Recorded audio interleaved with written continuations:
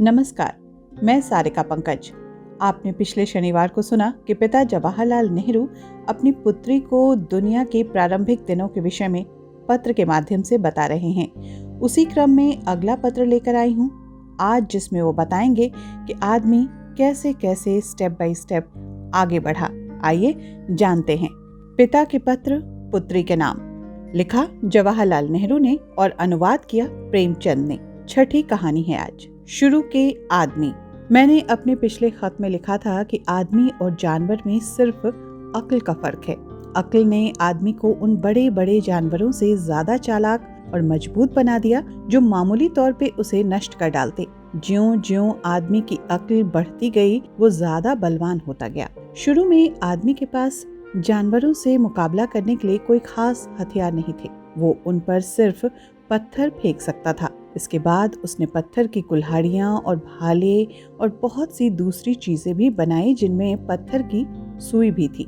हमने इन पत्थरों के हथियारों को साउथ कैसिंगटन और जेनेवा के अजायब घरों में देखा था। धीरे धीरे बर्फ का जमाना खत्म हो गया, जिसका मैंने अपने पिछले खत में जिक्र भी किया है। बर्फ के पहाड़ मध्य एशिया और यूरोप से गायब से हो गए। ज्यों-ज्यों गर्मी बढ़ती गई, आदमी फैलते गए। उस जमाने में न तो मकान हुआ करते थे और न कोई दूसरी इमारत। लोग गुफाओं में रहते थे। खेती करना किसी को नहीं आता था। लोग जंगली फल खाते थे या जानवरों का शिकार करके मांस खाकर रहते थे। रोटी और भात उन्हें कहाँ मैसर होता था, क्योंकि उन्हें खेती करनी तो आती ही नहीं थी। वो पकाना भी नहीं जानते थे। हाँ, शायद मांस को आग में गर्म कर लेते होंगे। उनके पास पकाने के बर्तन जैसे कढ़ाई और पतीली ये सब तो थे नहीं। एक बात बड़ी अजीब है, इन जंगली आदमियों को तस्वीर खींचना आता था। ये सच है कि उनके पास कागज, कलम, पेंसिल या ब्रश नहीं थे। उनके पास सिर्फ पत्थर की सुइयां और नोकदार औजार थे। इन्हीं से वे गुफाओं की दीवारों पर जानवरों की तस्वीरें बनाया करते थे। उनके बाज बाज खाके खासे अच्छे हैं, मगर वो सब इकरुखे हैं। तुम्हें मालूम है कि इकरुखी तस्वीर खींचना आसान है और बच्चे इसी तरह की तस्वीरें खींचा करते हैं। गुफाओं में अंधेरा होता था, इसलिए मुमकिन है कि वो चिराग जलाते हों। जिन आदमियों का हमने ऊपर जिक्र किया है, वो पाषाण या पत्थर युग के आदमी कहलाते हैं। उस जमाने को पत्थर का युग इसलिए भी कहते हैं कि आदमी अपने सभी औजार पत्थर के बनाते थे। धातुओं को काम मिलाना वो नहीं जानते थे। आजकल हमारी चीजें अक्सर धातुओं से बनती हैं, खासकर लोहे से, लेकिन उस जमाने में किसी को लोहे या कांसे का पता भी नहीं था, इसलिए पत्थर काम में लाया जाता था। हालांकि उससे कोई काम करना बहुत मुश्किल होता था। पाषाण युग के खत्म होने के पहले ही दुनिया की आबो हवा बदल गई और उसमें गर्मी आ गई। बर्फ के पहाड़ अब उत्तरी सागर तक ही रहते थे और मध्य एशिया और यूरोप में बड़े बड़े जंगल पैदा हो गए। इन्हीं जंगलों में आदमियों की एक नई जाति रहने लगी। ये लोग बहुत सी बातों में पत्थर के आदमियों से ज्यादा होशियार थे, लेकिन वे भी पत्थर के ही औजार बनाते थे। ये लोग भी पत्थर के ही युग के थे, मगर वो पिछला पत्थर का युग था, इसलिए वे नए पत्थर के युग के आदमी कहलाने लगे। गौर से देखने से मालूम होता है कि नए पत्थर युग के आदमियों ने बड़ी तरक्की कर ली थी। आदमी की अक्ल और जानवरों के मुकाबले में उसे तेजी से बढ़ाए लिए जा रही थी। इन्हीं नए पाषाण युग के आदमियों ने एक बहुत बड़ी चीज निकाली। ये खेती करने का तरीका था। उन्होंने खेतों को जोतकर खाने की चीजें पैदा करना शुरू कर दिया। उनके लिए ये बहुत बड़ी बात थी। अब उन्हें आसानी से खाना मिल जाता था। इसकी जरूरत नहीं थी कि वो रात दिन जानवरों का शिकार करते रहें और उनके पीछे भागते रहें। अब उन्हें सोचने और आराम करने की ज्यादा फुर्सत मिलने लगी, और जब उन्हें फुर्सत ज्यादा मिलने लगी तो नई चीजें और तरीके निकालने में वो उतनी ही ज्यादा तरक्की करते थे।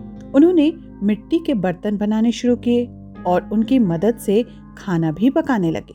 पत्थर के औजार भी अब ज्यादा अच्छे बनने लगे और उन पर पॉलिश भी की जाने लगी। उन्होंने गाय, कुत्ता, भेड़, बकरी जैसे जानवरों को पालना सीख लिया था और वो कपड़े भी बुनने लगे। वो छोटे छोटे घरों या झोपड़ों में रहते थे। ये झोपड़े अक्सर झीलों के बीच में बनाए जाते थे, क्योंकि जंगली जानवर या दूसरे आदमी वहां उन पर आसानी से हमला न कर सकते थे। इसलिए ये लोग झील के रहने वाले कहलाते थे।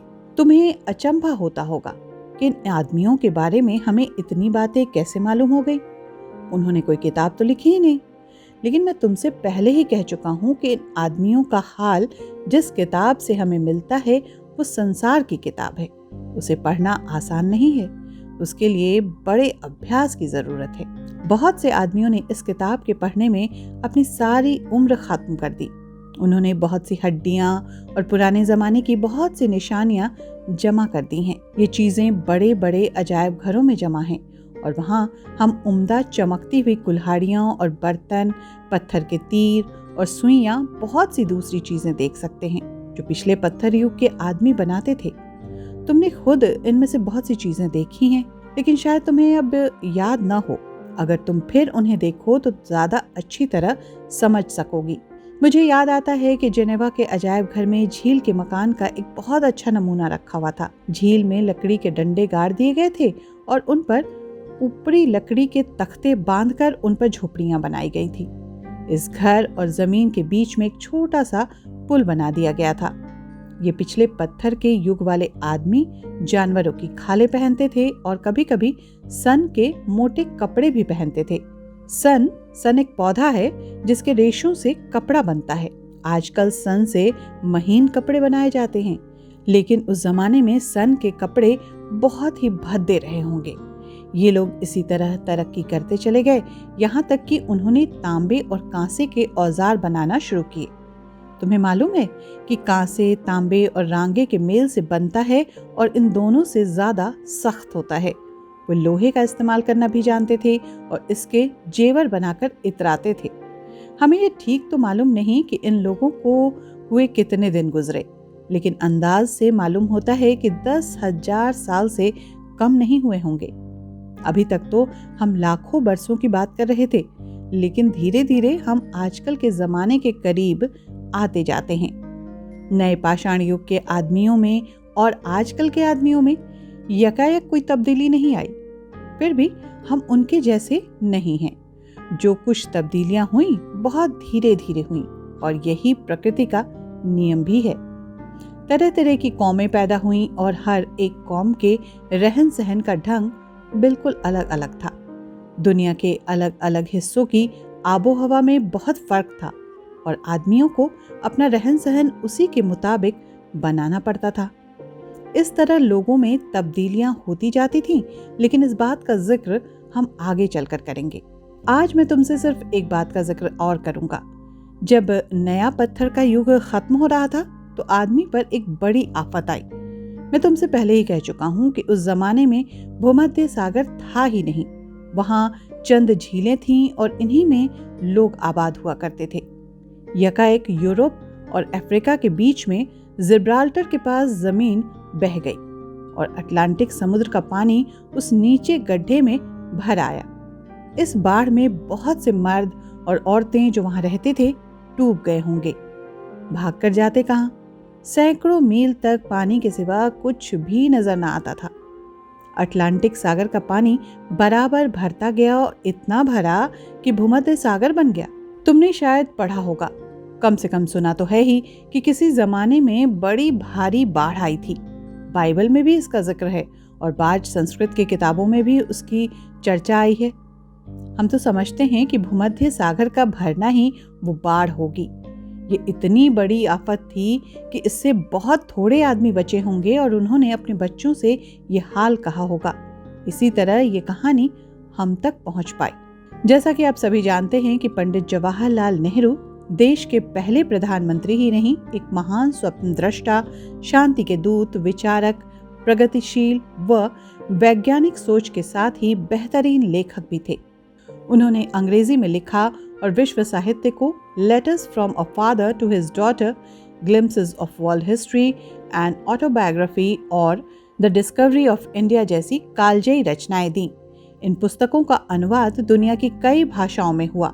खास बात यह है कि जेल में रहते हुए नेहरू ने अपनी बिटिया इंदिरा प्रियदर्शनी को कुल 146 पत्र लिखे, जो बाद में उनकी प्रसिद्ध पुस्तक letters from a father to his daughter में छापे गए। इस किताब का हिंदी अनुवाद महान कथाकार उपन्यास सम्राट मुंशी प्रेमचंद ने किया था, जिसका ताजा संस्करण पेंगुइन इंडिया ने प्रकाशित भी किया है। साहित्य तक नेहरू जी की जयंती से उनकी पुण्यतिथि तक उनकी इसी पुस्तक की कहानी शैली में लिखी चिट्ठियों के साथ आपसे रूबरू हो रहा है, जिससे लेकर मैं आ रही हूँ सारिका पंकज। आज का पाठ इसी पुस्तक की छठी कहानी था, शुरू के आदमी। साहित्य तक विश्व साहित्य की कालजयी कहानियों के साथ आपसे लगातार मुखातिब है। कहानियों के इस सेक्शन में आप किस तरह की कहानियां सुनना चाहते हैं, हमें भी बताएं। इससे हम आपकी रुचि की कहानियों के साथ उपस्थित होंगे और आपको अच्छा लगेगा। आज के लिए बस इतना ही। नमस्कार।